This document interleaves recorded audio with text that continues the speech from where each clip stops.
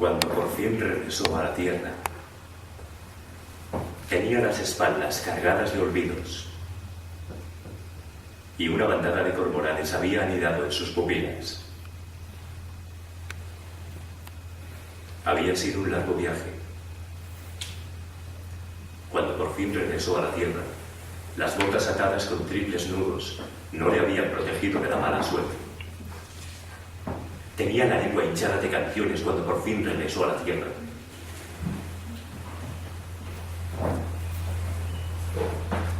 Tenía el corazón del mármol de las canteras y el estigma de las 24 bofetadas con que marcan el rostro de la gente innoble. Cuando por fin regresó a la tierra, en su vejez, había recuperado el bastón de su juventud.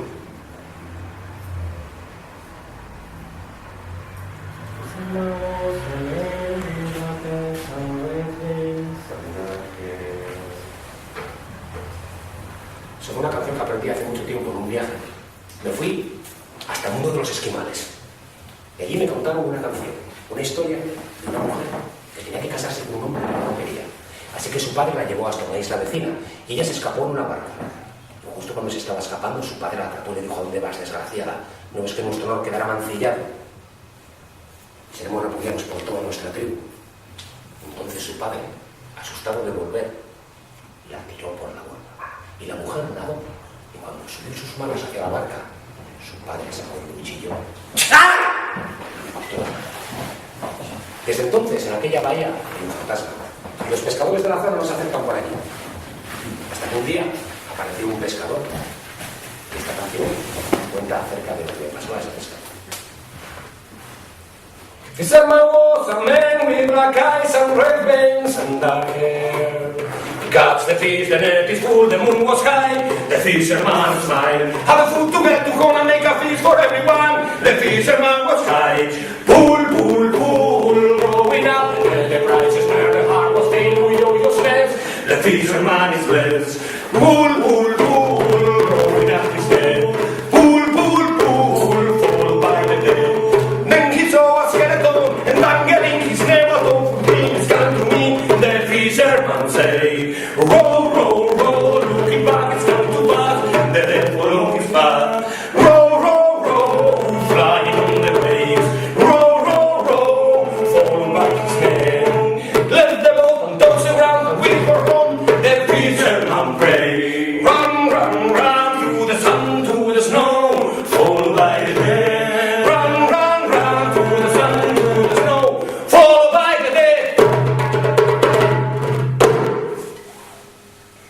Mi familia habitó la llanura desde tiempos inmemoria, y los habitantes de la llanura tienen todos idénticas caras enmascaradas. Mira cómo les pone el desierto. Mira, estos son unos camellos que tuve una vez. Y esto es mi tío, tomando el sol al lado de la torre de Monsieur Renard. Esto es un árbol que me gustó un día, pero no me sale una buena foto. Mira por ahí atrás que... Bueno, esta foto es una cosa. Mi familia habitó las llanuras desde tiempos inmemoria. Y los habitantes de la llanura tenían todos idénticas caras demacradas. En la aridez del desierto, sin ecos, sus vidas eran duras. Pero ellos se negaban a volver a los carabasares. Cultivaban bajo la arena una flor única, un loto color bermejo, cuya apariencia era similar a la mirada hechicera de la cobra de las dunas. Cosechar esta malvada planta resulta peligroso. Ibn Hamid, famoso botánico y notable viajero del siglo XIII, andalusí, cree, ya viene comentando cómo se venía utilizando desde antiguo para adormecer el recuerdo y el dolor de los días. Aunque su cultivo hidropónico no empezaría hasta mucho más tarde. Aún así, su culto estaba asociado, su consumo, al culto a Odin. ¿Quieres inhale del perfume de esta rosa gélida? Dice Ibn Hamid.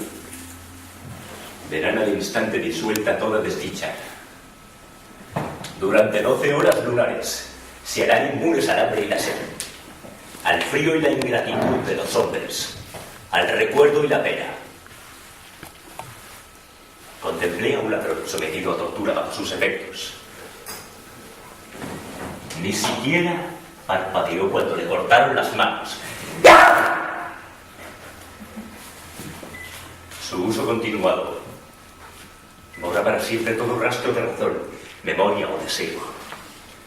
Y sus adictos se sientan finalmente bajo la arena, alimentando con su sustancia las raíces abisales del loto.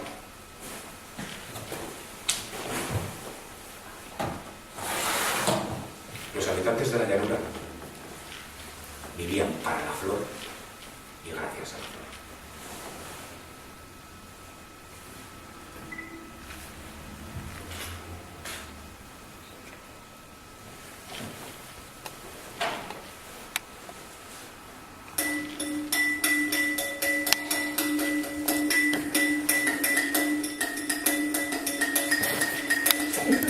Hablaba con el crisantemo cada vez más frecuentemente.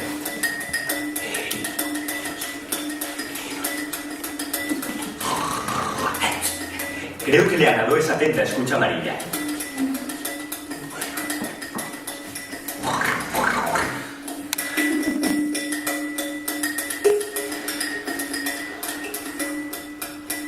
En invierno, la flor tenía unas vegetaciones tremendas. En invierno, la flor digirió todas las conversaciones, en estado de bulbo, completamente letárgico. Pero ese mismo 21 de abril, cuando llegaba la primavera a los jardines, Keikabus y el crisantemo se despertaron al unísono sobresaltados.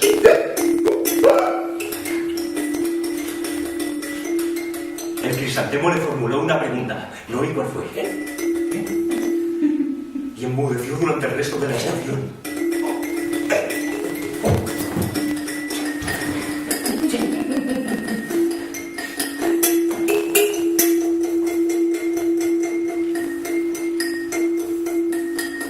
entonces, Kei Kabus, el que fue 3 veces decapitado y yació taciturno en lo alto de una columna de la época de Trajano.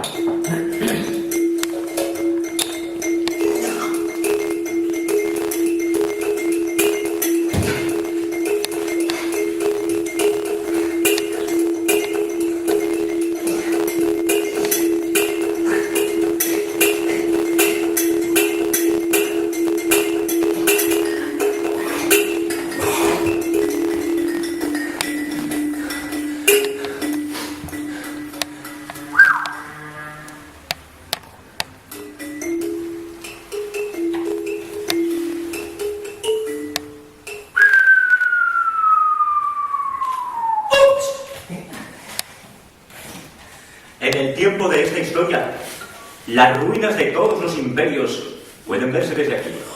Eran ruinas históricas de un valor incalculable.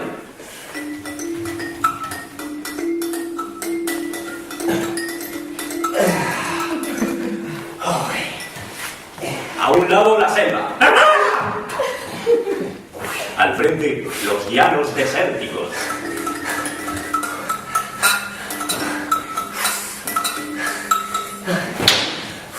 Al otro, las inmensas murallas de hielo.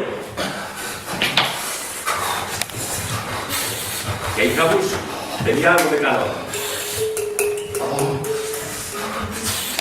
Y las montañas, los titanes de granito y los pantanos donde habitaba el malvado mosquito de la zarabanda estaban a su espalda.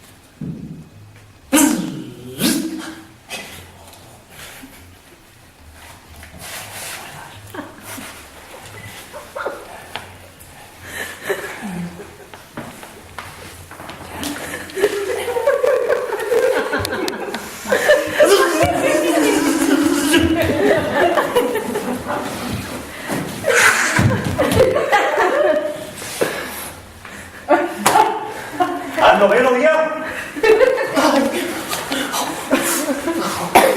Kei Kabus se irguió sobre una sola pierna. ¡Cuidado, hombre, la columna! Se irguió sobre una sola pierna en actitud mística, con los brazos por encima de la cabeza, haciendo tambalear la columna con la que se encontraba.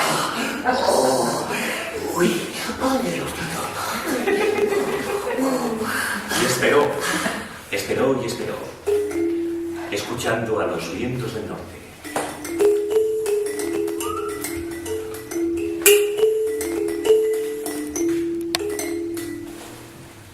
En la lejana ciudad de Samarra, una polilla movió las alas.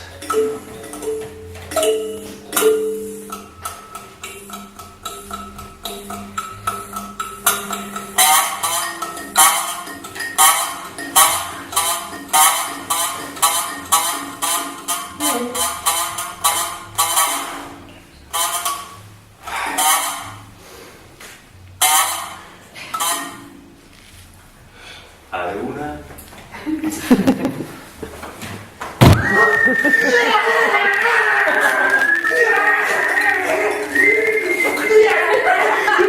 ¡Catapum!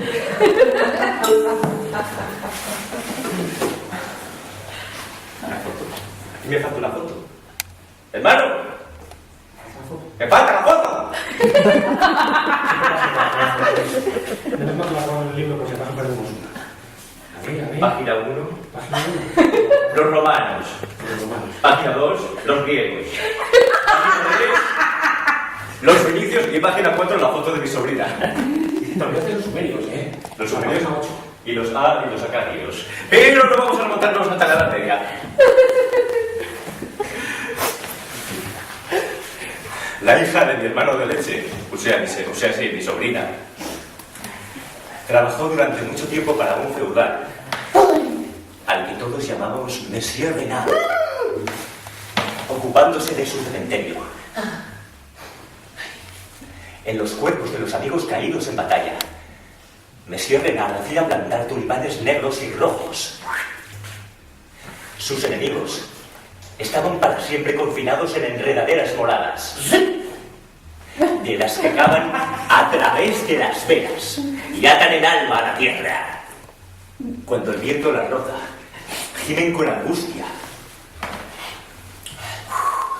Ay. Se me erizan los pelillos de la nuca. Y para las amantes reservaba una rosa blanca. Anya, mi sobrina, se esmeraba muchísimo en cuidar de estas plantas. Sí. Cuando cruzaba la alta y oxidada verja, sentía que todo el jardín contenía la respiración. Era capaz de distinguir a cada una solo por el oído. ¿Qué dices? En cierta ocasión, mientras le leía un cuento sobre un viaje a los reinos del dragón o algo por el estilo, me confesó que... ¿Sabes, tío? Las plantas me hablan. ¿En serio? Sí. ¿Y qué te dice? Me cuentan muchas cosas. ¿Qué cosas? Pues me cuentan cosas alegres. Y también cosas tristes. Recuerdo que le hice una carantoña y le acaricié el pelo. ¡Ay! No la tomé demasiado en serio, porque como en mi casa no solíamos hablar de las flores, bueno, al menos que yo supiera. Me sorprendió. Y parecía ver mis pensamientos. Tenía 10 añitos y era completamente ciega. Pero ya tenía esa sabiduría que la caracteriza. El mismo ceño fruncido de ejecuta. Las mismas manos. Cuando cumplió 13 años, dijo que ya no quería seguir creciendo más. Tío, no quiero crecer más. Entonces empezó a trabajar para el cruel feudal.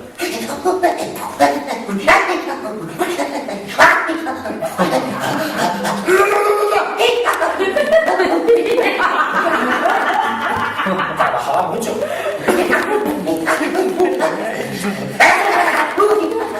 Y todo a contratos temporales.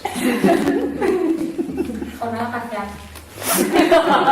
Son cosas que pasan. Explotadores. 3 euros la hora. Vale. Llevaba 11 años haciéndolo cuando una mañana cerró la verja, se despidió del jardín y empezó a caminar.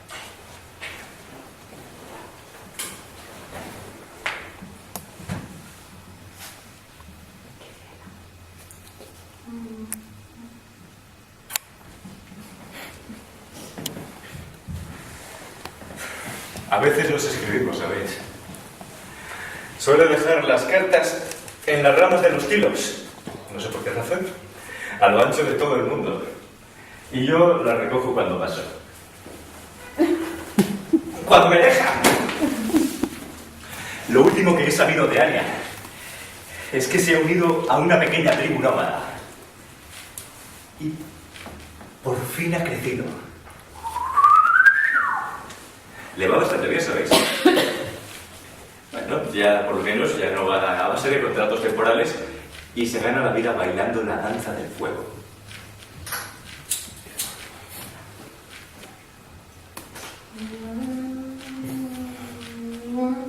Fire, fire, fire, fire, fire, fire, fire. Fire, fire, fire, fire, fire, fire, fire, fire, fire, fire. Tanta marea vivir, tanta marea vivir, tanta mare, enfermaron los míos.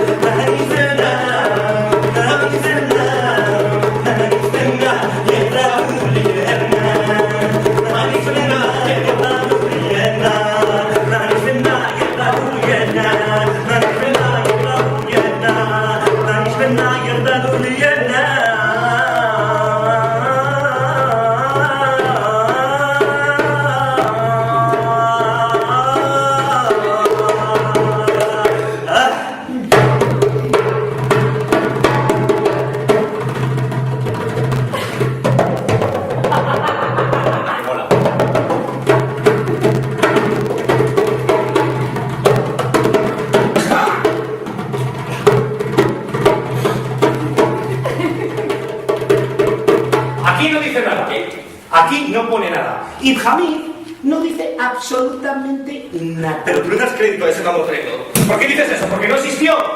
¿Qué me quieres decir con eso, Creo que Anya las ha visto. Ya, que la ha visto ella. Por lo menos eso tengo entendido. ¿Pero cuándo he convivido con esas 12? ¿Sabes qué? ¿Qué? Que me escribió. ¡Ah, no! Me escribió a mí. Y si te portas bien te lo leeré.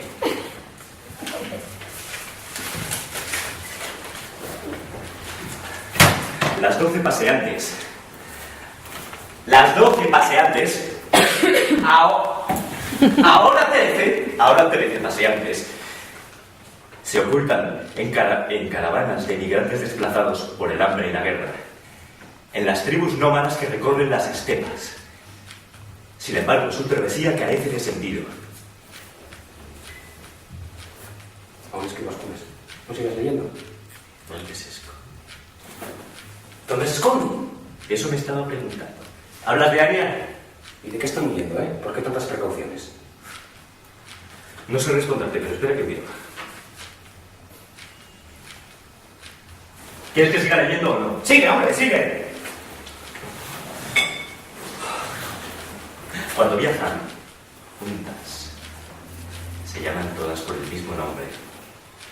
Pero si se unen a alguna caravana, aceptan los apodos que les dan como si fuera ropa prestada. Poseen gran habilidad en despojarse de estos apodos, de sepultarlos en lo más hondo de su memoria sin tiempo. Sin embargo, sus vínculos son fuertes. Es una puta. ¿Qué? Aún escribas oscuras. Siempre han estado oscuras. Tú me estás dando. Sigue tú. Se tatúan pases. ¿Pases? Se tatúan pases. ¿Pases de qué? No sé. Pases de Tatúan tres. pases. Con huesos afilados. En las nalgas. Hostia. Templos hinduistas. En elevadas cumbres. Con gordos monjes budistas haciendo felaciones gratis. Es imposible que ponga eso. Ahora viendo la iluminación. Y también dice que se tatúan en la lengua un extraño ideograma. Ah, sí. Sí, tú, esto es. ¿Entendéis esto? A ver. Mira, ¿tú entiendes esto? Ah, algo así como un ideograma japonés. Bueno, podría ser. O sea que ahora me necesitas. Bueno, ¿qué? Las camisetas las has traído tú, ¿no? Bueno, espera, voy a echar un vistazo. A ver, déjame ver. ¿Eso? Ah, espera, yo lo tengo. Espera. ¡Entro aquí! Siempre llevo lo de contigo. Nunca sabes cuándo lo puedes necesitar. Sujeta. No, sujétalo bien. Alto. Cuidado, el hombro bajo. El trasero. Eso. Vale. ¡Quieto! Esto de aquí son gotas. Como gotas de agua, gotas de algún líquido. Esto de ahí, bueno, todo eso significa que estamos hablando de algo como el mar. Aquí vemos una caña de pescar, que es esta cosa de aquí. Lo cual nos introduce aún más en la idea de lo marino. Este extraño símbolo de aquí, que hace una especie de cosa, tal que así, es una tapadera, como las tapas de las ollas, en una poda. Y todo esto de aquí, ya no tengo ni idea de lo que significa. Esto de aquí es mo. Eso es mo. Pero tenemos algo fluido, tenemos algo oculto, un fluido oculto, ocultamente fluido. No puede estar más claro. Todo junto se lee Chinmoku, que significa silencio. Pero tú estás seguro. ¡Ah! ¡Silence! ¡Mire!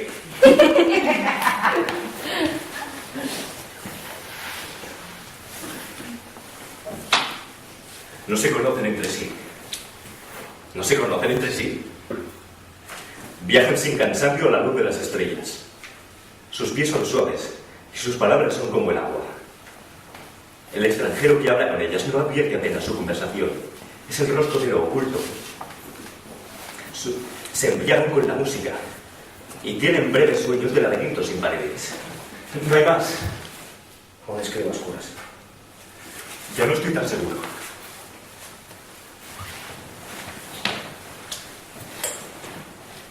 Me llamo Kei Caos.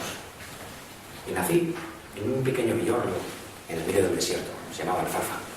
Cuando nací era solo una cabeza. No tenía brazos, ni piernas, ni corazón, ni estómago. Mi pueblo me llamaba mutante, y no me querían mucho. Pero mi madre me defendía siempre. Y cuando cumplí 4 añitos, mi abuelo se murió y me dejó sus piernas. Entonces yo tenía piernas, andaba por el pueblo todo corriendo. ¡Joder, qué bien me lo pasaba! Jugábamos a quema el mutante, tíralo por el lado. Me pasaba muy bien. Pero claro, al ir creciendo me di cuenta de que me faltaba algo. Pues un corazón, un estómago, un brazo, un par de manos. Y decidí marcharme al desierto a buscarlo. Porque me habían dicho que en el desierto no se puede encontrar casi cualquier cosa. Así que me marché, yo, mi cabeza y los pies de mi abuelo, al desierto. Recorrí kilómetros y kilómetros. Recorrí durante meses. Anduve por el desierto sin encontrarme apenas a nadie. Hasta que un día llegué a una pequeña población y allí conseguí mi primera mano. Pertenecía a un ladrón, 15 años, había robado un trozo de pan. Y la verdad es que yo estaba muy emocionado cuando vi que le iban a cortar la mano porque pensé, a lo mejor me la puedo quedar. Así que allí estaba yo todo atento para que le cortaran la mano. Y el único que le estaba prestando atención a mi premio era un perro que había por allí. Y todo el mundo sabe que los perros en el desierto son muy rápidos. Así que, en cuanto la mano cayó, se salió corriendo por sí misma, como las gallinas cuando les cortas la cabeza. Y yo salí corriendo detrás de ella y el perro también. Y al final, le quité la mano. Una oreja. Y de repente tenía mano. ¡Qué sensación! Podía tocar las cosas. Era todo nuevo. ¿Sabes? Era maravilloso. Todavía no podía comer porque no llegaba. Pero bueno, era un avance. Entonces cambié por el desierto. Había más tiempo yo, mis pies y mi mano. Y tuve mucha suerte. Porque encontré todo lo demás en el mismo sitio. Alguien que se le había ocurrido hacer una matanza en un poblado. Los grandes cortezó a todos con machete. Aquello era como un supermercado, como está de rebaja, ¿sabes? Un brazo por aquí, una pierna por allí, el bazo, el estómago, los riñones. Bueno, era un poco difícil porque no sé si lo sabréis, pero no todo el mundo tiene el brazo del mismo tamaño. Y encontrar 2 brazos del mismo tamaño me llevó mucho tiempo, revolviendo entre los montones de basura, hasta que al final lo encontré todo. Todo menos mi corazón. El corazón lo encontré más tarde.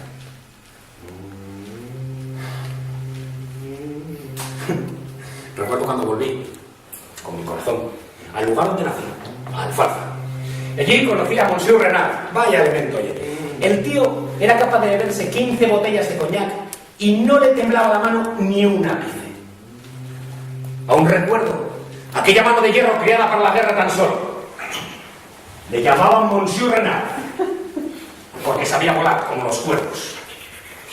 Tenía una falange de más en cada dedo y una articulación insólita sobre el codo. Al caminar daba la impresión de ser una araña siniestra.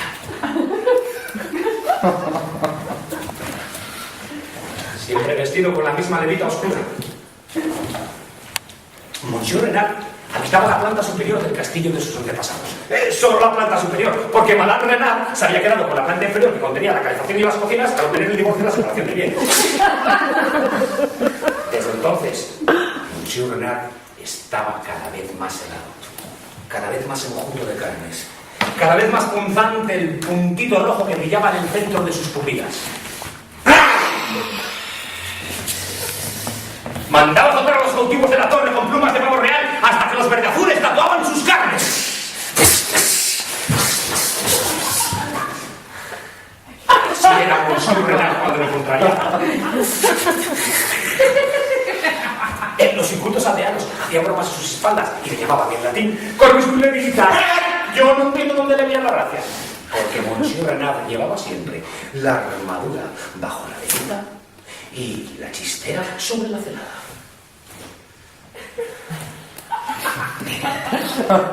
En el medio de los llanos se alzaba amenazante un bloque de piedra maciza, con tan solo un pequeño tragaluz en la cúspide. Los prisioneros de la torre estaban por lo general bien alimentados y pagaban su comida y su bebida escribiendo al azar palabras en blanco en un pergamino blanco. Escribe. Yo de vosotros lo haría, es muy mal genio, ¿eh? Y la pluma es abuelo, lo digo yo. Pero es rápido, pero escribe. Tiene muy poca paciencia este hombre. Escribe. Muy poca paciencia. Escribe. ¿Cómo eso? ¡Esclavo! Voy, maestro. ¿Qué tenemos? Nada.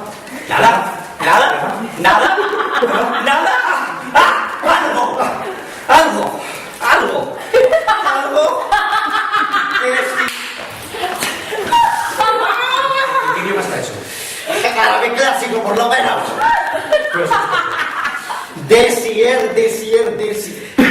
Desiré. ¡Ah, Desiré! ¿No era el amante de tu famoso abuelo? El amante de mi famoso abuelo se llamaba Desiré. Desiré Renard. Desiré Renard, porque luego fue el víctima de la familia. Sí, claro. Desiré. ¿Quién está contando la historia? Desiré Renard vivió siempre entre velos. Y entre velos que los veía. Y luego los vio. Vio a mi abuelo, entre otras cosas que vio, que no contaremos aquí porque es delante. Vio a mi abuelo y lo enamoró con un guiño de su único ojo. Mi abuelo. Entonces, mi abuelo dijo, oh, qué cosa, esta me va a ver la mitad, esta me va a ver la mitad. Y entonces, mi abuelo procuraba, su mitad quemada, procuraba que estuviese siempre en el lado que ella no le veía. Pero sucedió que, oh destino, Febril, Monsieur Renard, Zanotalla. estoy contándole el final de la historia en una pausa dramática. Oh destino, un día le vio por el lado quemado. Y entonces ella se quemó de mi abuelo.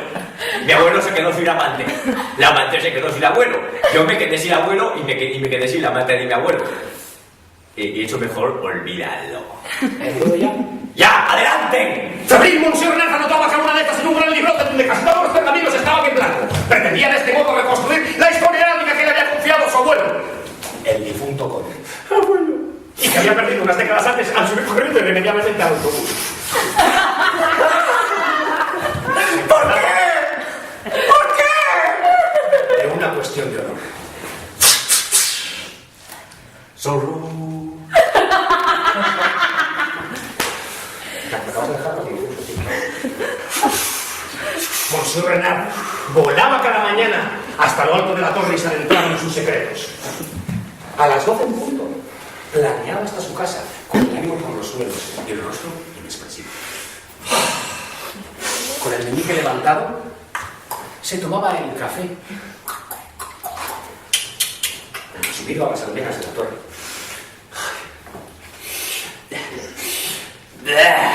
Café amargo y espeso como el fruto de los inviernos.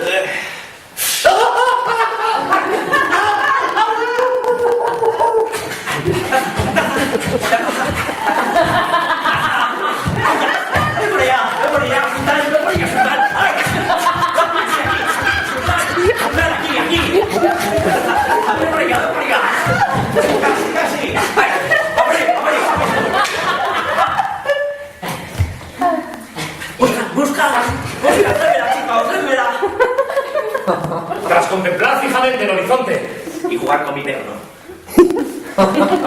mandaba enjaezar su alazán color betún y marchaba al frente de sus tropas en busca de unas escaramuzas u otras.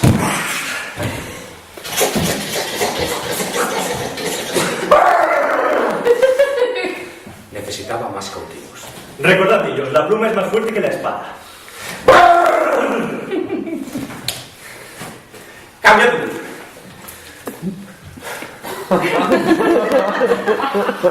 El Cabus, mi hermano de leche, llevaba 60 días y 60 noches bebiendo.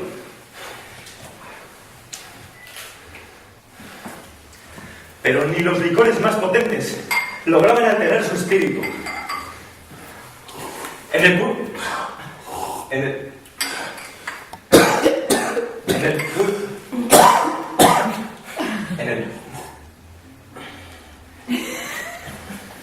En el puño izquierdo apretaba un colgante de plata. Con tanta fuerza que se le hundía en la carne y le hacía sangrar. Pero era mudo y de pocas palabras, así que a nadie le había hecho saber la causa de su desesperación. Bebía siempre más, como un cosaco. Cosacos del Cantar.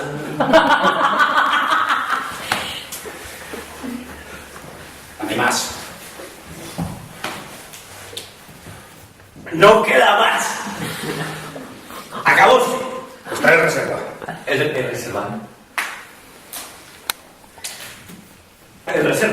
Una reserva. Lo mejor. Reserva. Ah, por fin.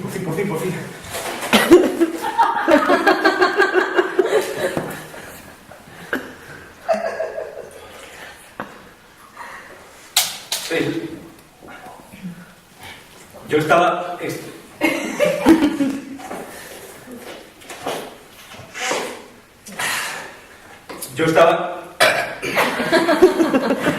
extremadamente preocupado por mi hermano, por mi brother del alma, cuyas profundísimas ojeras eran ya tan profundas que hubiesen podido plantarle un sauce, ya hacían, y que era tan fuerte y sostro que derivaba de un suspiro a todo aquel que intentaba disuadirle de su empeño. Ejemplo. Oye, brother, ¿no te parece que ya está bien de darle al triqui? Tegucigalpa. Su sangre debía ser por entonces puro alcohol. Se podía ver cómo latían en las venas de sus párpados.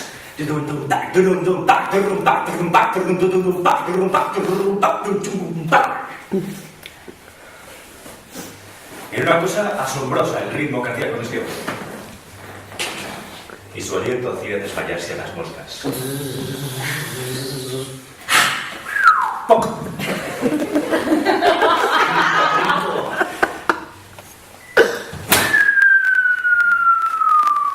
¡Poc! ¡Pollo! ¡Pollo en uno! Aquella madrugada era oscura, como los calzoncillos de Gollum.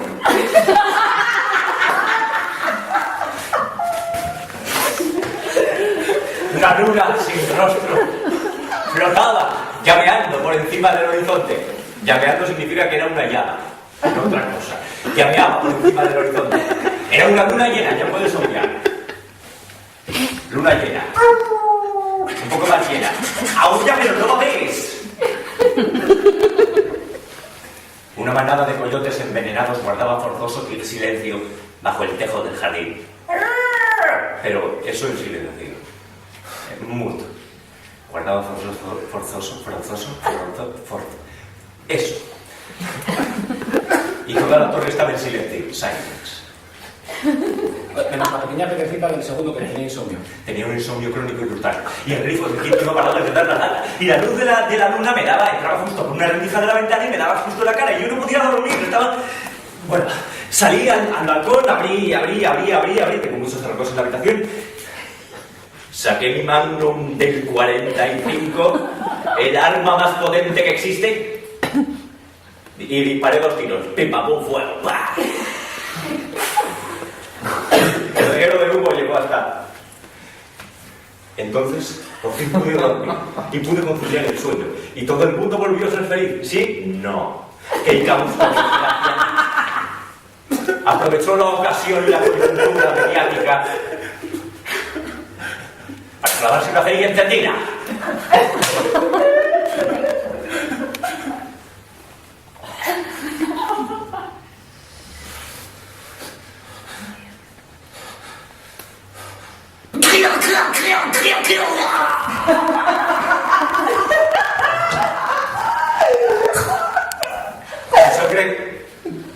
Su sangre debía ser por entonces puro alcohol. De modo que, cuando a la mañana siguiente entré por ahí a barrerle las axilas, me encontré con un montoncito de cenizas sobre la silla de castaño, de Ikea. Únicamente el cráneo no se había calcinado. Ahí estaba, limpio y brillante como el mármol. Entre los dientes conservaba aquel colgante. Estaba ahí. Y yo mirándole fijamente. Fue un trauma. Sostuve su cráneo.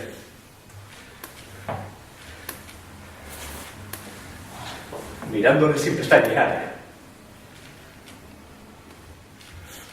Para saber así cuál había sido su último pensamiento. Puta.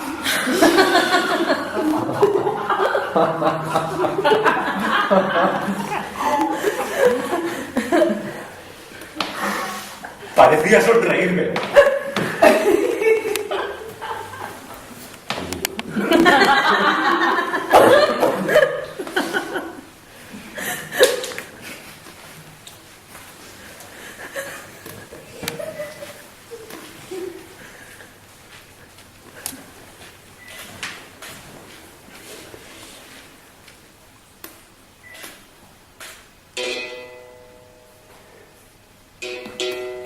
Luz verde, por favor. Luz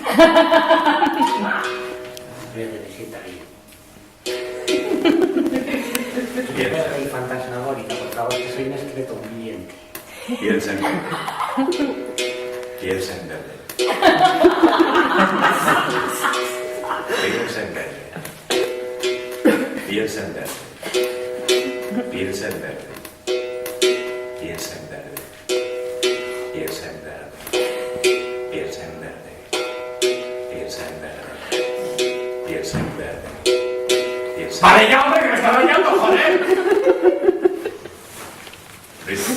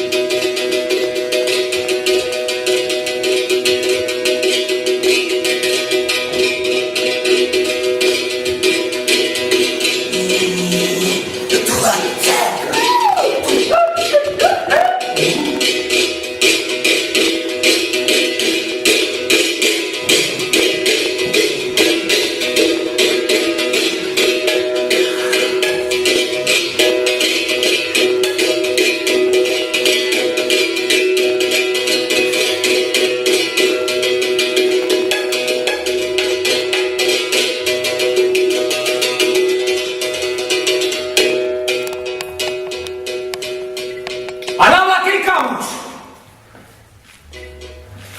Desde los confines del universo, sobre los techos del mundo. Imagino mis lentos ajustes alrededor del sol, como si fuera un comatoso, ajeno a todo cuanto no sea la búsqueda del calor. Me gustaría poseer la dormida conciencia de las plantas. Color del trigo envenena mis sueños. Al despejar un brote, al espetarlo en una tierra húmeda, con el ansia de que se convierta en un árbol completo. Pero ¿qué pasaría si tomase un trozo de mí y plantase un esqueje? Si tomase un trozo de uña, que se hiciese una uña completa, que se hiciese un brazo, que se hiciese un torso, que se hiciese unas piernas, que se hiciese... Pero... ¿qué podría decirme esa parte de mí arrojada así a los trabajos y los días?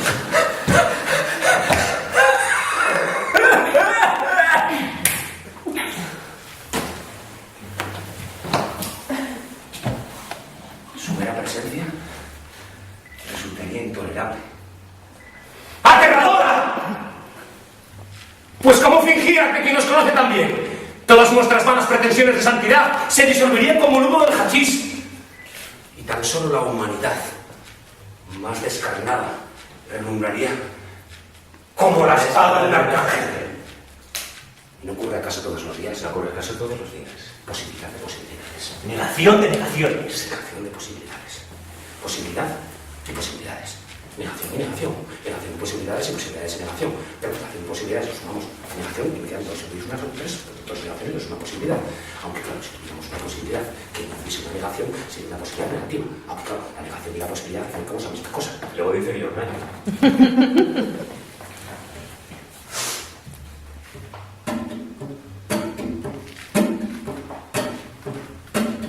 Después de mucho pensar, Keikamus abandonó su cómoda atalaya en lo alto del universo. Esto es Keikamus caminando. Esto es Keikamus caminando un poco más deprisa. Esto es que estamos viendo un camello. Esto es que estamos subiéndose al camello. Esto es que estamos a caballo del camello. Y esto es que estamos cabalgando el camello como cabalgan los camellos con sus enormes polomas. Esto es un león. Esto es que estamos escapando del león a velocidad de vértigo. Esto es que estamos viendo un tren en el horizonte. Esto es que estamos queriendo alcanzar el tren. Esto es que estamos alcanzando el tren. Esto es que estamos subiendo al tren. La bocina se oye más bajo porque estamos dentro del tren. Esto es que estamos contemplando el paisaje hermoso y fértil al que no estaba acostumbrado. Esto es que Icabus, amablemente invitado por los operarios del tren, a abandonar su dicho tren por su propia voluntad. Y esto es que Icabus, solo y abandonado, en una ciudad donde nunca había estado. A sus espaldas había un letrero que ponía con letras muy grandes Sarajevo. Hostia, no jodas. ¿Es verdad? En caracteres cirílicos.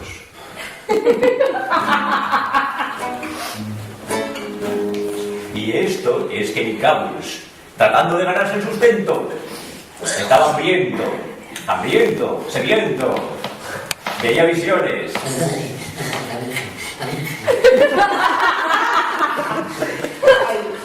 Y trató en la ciudad de Sarajevo de ganarse el sustento a cambio de unas monedas para la música.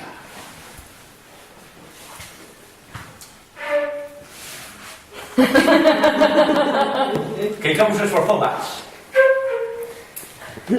No obtuvo respuesta. Y entonces se sintió inspirado.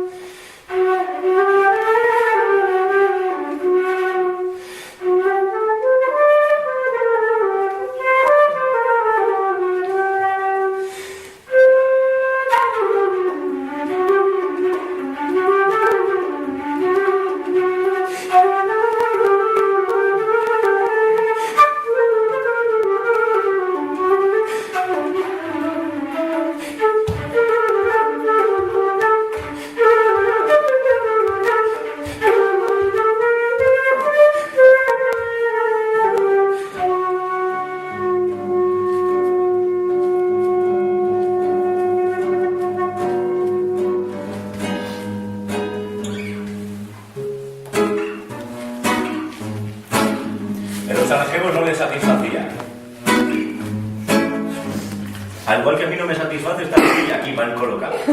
Puede empezar. Ese es el ritmo.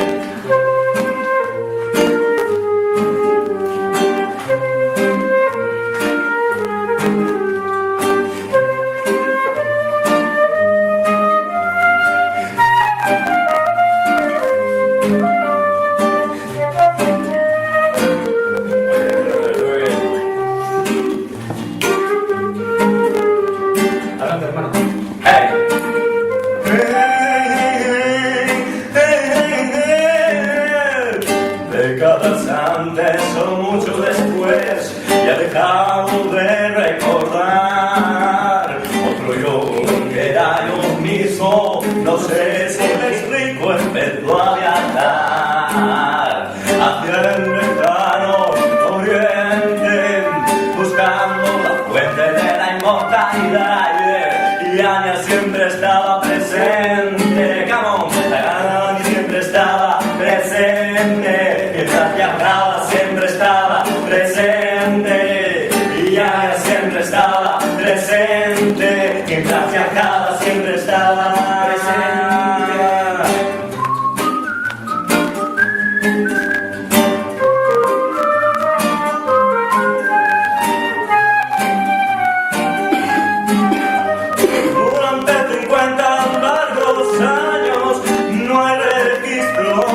Sus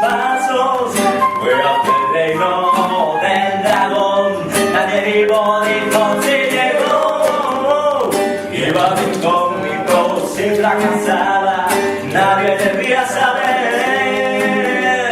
Y Anya siempre estaba presente, al caminar siempre estaba presente. Y Anya siempre estaba presente, al caminar siempre estaba presente. En 1820 aún de camino en la lejana ciudad de Salamanca, fue recibido por un activista que la historia no saben nada, y siempre estaba presente. Anya en Salamanca siempre estaba presente, y siempre estaba presente. Anya en Salamanca siempre estaba presente. Bienvenido Kate Carus a mi casa y hogar. Yo soy el activista de Nueva Orleans. No te conozco, pero te he visto. No te he visto, pero te conozco. Yo te recuerdo de mucho tiempo atrás. Estaba presente.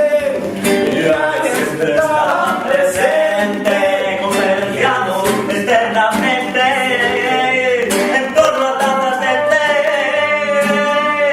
pipas de María, confusa la luz de la tarde. Y Anya siempre estaba presente, mientras hablaban siempre estaba presente. Y Anya siempre estaba presente, mientras hablaban siempre estaba presente. Solo sabemos a ciencia cierta que esos diálogos tuvieron lugar. No tuvieron tiempo, o no tuvieron tiempo. Anya siempre estaba presente, la mirada siempre estaba presente, en la memoria siempre estaba presente. Y Anya siempre estaba presente, en la memoria siempre estaba presente.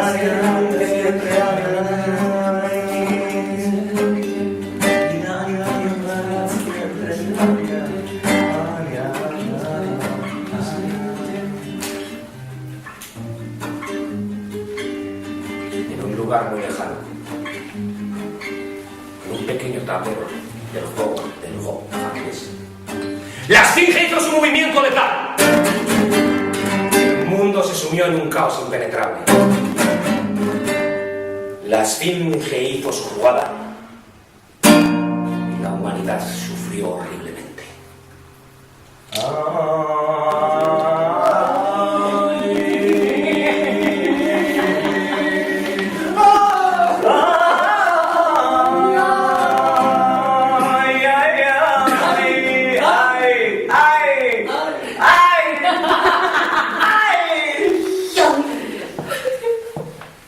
Y la esfinge, como decimos, hizo su jugada.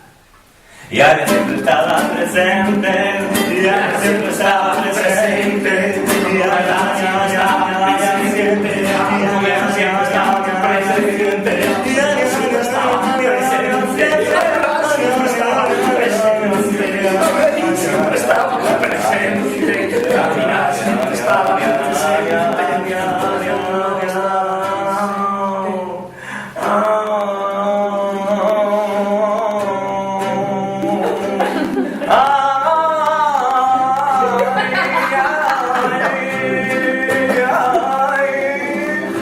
Maestro.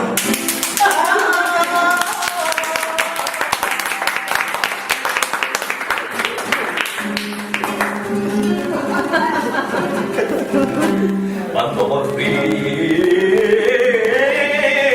regresó a la tierra, tenía la espalda cargada de olvido.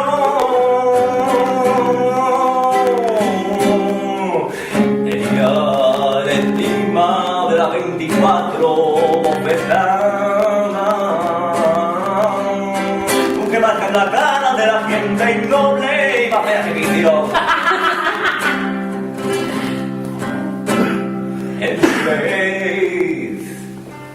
En su vejez había recuperado el bastón de su juventud.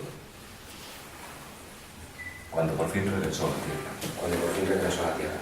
Cuando por fin regresó a la tierra. Cuando por fin regresó a la tierra. Cuando por fin regresó a la tierra. Cuando por fin regresó pues, a la tierra. ¿A la tierra? Cuando por fin. Cuando por fin. Cuando por fin regresó a la tierra. Cuando por fin regresó. Cuando por fin regresó a la tierra. Cuando por fin regresó a la tierra. Cuando por fin regresó a la tierra. ¿Cuándo? Por fin Por fin. a la tierra regresó. Cuando por fin Regresó. a la tierra. Y